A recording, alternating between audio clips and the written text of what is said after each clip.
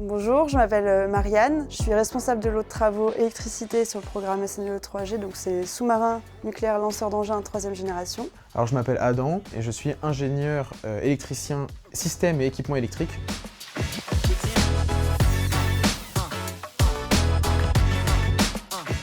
Alors, mes missions, c'est de coordonner la partie électricité du programme SNE 3G. Ça va être toutes les activités qui sont nécessaires pour arriver à la fabrication des équipements électriques pour les différents sous-marins. Alors Marianne, c'est ma responsable de l'eau de travaux. Évidemment, on travaille en équipe parce que chacun va se répartir un bout de tout le système électrique du sous-marin et on va interagir pour vérifier que les réseaux sont bien coordonnés, etc. Mon rôle, ça va être de m'assurer que les études avancent nominalement, la bonne réalisation du planning, la maîtrise des coûts. Les personnes avec qui je travaille sont en charge du suivi des fournisseurs qui vont réaliser les équipements électriques qu'on va embarquer à bord. On va suivre les phases de conception, fabrication et de qualification de ces équipements. Le laboratoire Alex permet de réaliser plein d'essais, ça nous laisse l'opportunité de dérisquer énormément de sujets. On fait par exemple des essais sur des batteries dans des enceintes thermiques pour vérifier son comportement à basse température.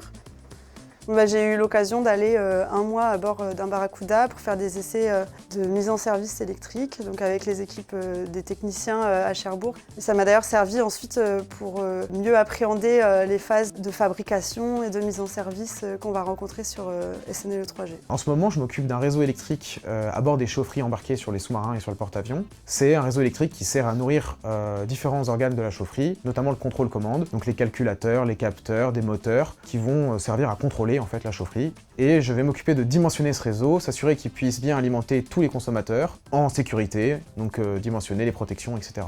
Au sein du métier électricien, on va beaucoup utiliser l'expérience des projets précédents, vérifier qu'on va harmoniser les projets entre eux, mutualiser pour simplifier le processus.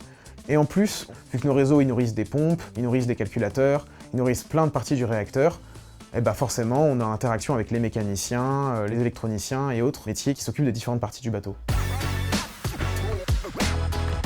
Technicatom, c'est mon premier métier. Je suis diplômée ingénieur génie électrique. J'ai fait un stage en aéronautique et je suis arrivée à Technicatom pour mon premier poste. Ça fait 8 ans que je suis à Technicatom et depuis 2 ans, je suis devenue responsable de l'eau de travaux. Avant, j'étais ingénieur système électrique. Alors j'ai fait un double diplôme ingénieur génie électrique et ingénieur génie atomique. J'ai fait un stage dans les équipes de Cori ATA.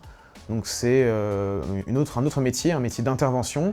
Et je travaillais sur les capteurs qui sont embarqués à bord des bateaux pour caractériser le spectre neutronique. Et après, j'ai été embauché ici, du coup, sur de l'électricité de puissance.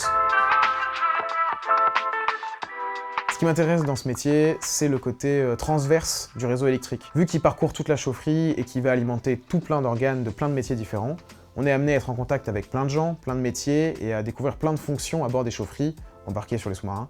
Tout ça, ça amène à avoir une compréhension globale du système entier de la chaufferie et je trouve ça très intéressant.